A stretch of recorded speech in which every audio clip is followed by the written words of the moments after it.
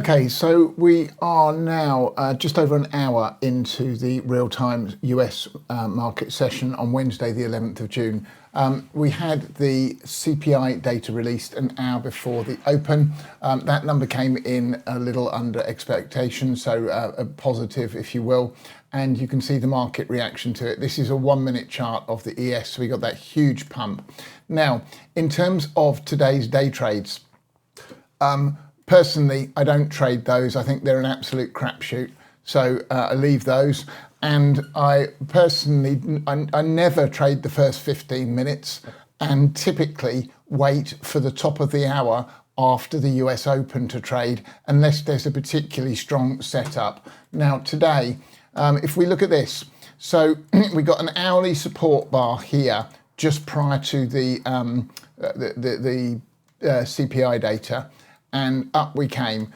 We got these huge block trades here, and you can see on the extremity on the left, this is where they came in. So that was accumulation, people in the know, obviously, before the data release. We're on the spike up into the pre-market high. As we came off it, again, block trades. Given that we've got CPI tomorrow, it is not unreasonable to expect that we're going to stay range bound between those two areas during the course of today. So in terms of trading, ignoring all of that part of the session, we had a lot of information then coming into today's open. We got the 8 a.m. or 2 p.m. if you will, sorry, 9 a.m. Eastern time, 2 p.m. UK time, hourly support resistance, and off the open we started to drop. Now here we got a trend buy signal coming here, but the CRSI came in here with a squeeze building. That gave an opportunity for a decent entry after that settlement period was out of the way. Again, just to be complete, the way to do it is if you get the CRSI buy signal, then what you do is you wait for the first strat buy signal afterwards.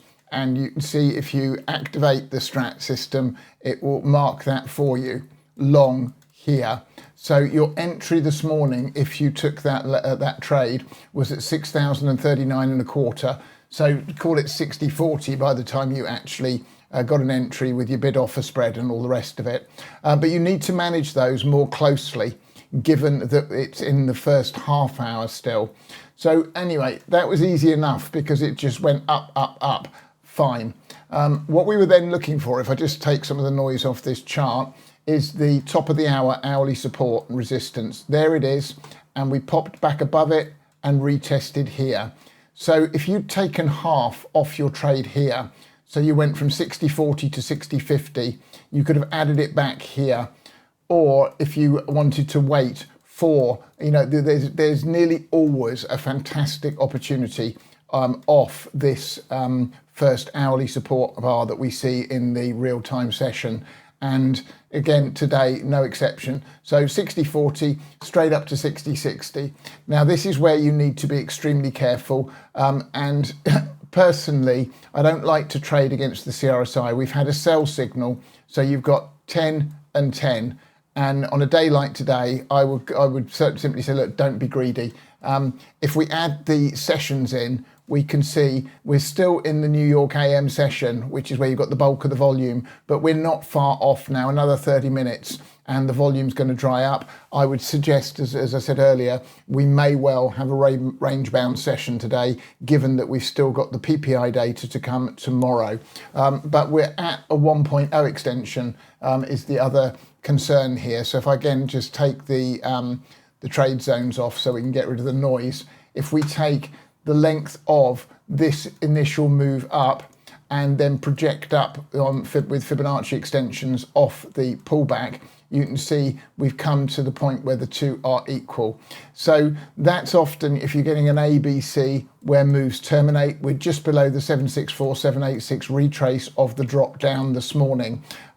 Now, it is going sideways here. If you look at our flow chart, the flow has turned negative. If you look at our options gamma and delta map, we're still above support with the path of least resistance suggesting slightly higher before we hit major resistance. The SPX is now at 60.55, and we've got layers of resistance from 60.60 through 60.80. So it's got some work to do any more than this today, and I would suggest it may be better to bank your money and wait for the later part of the session to see if there's a decent scalp setup later on. Okay, that's pretty much what we got for now.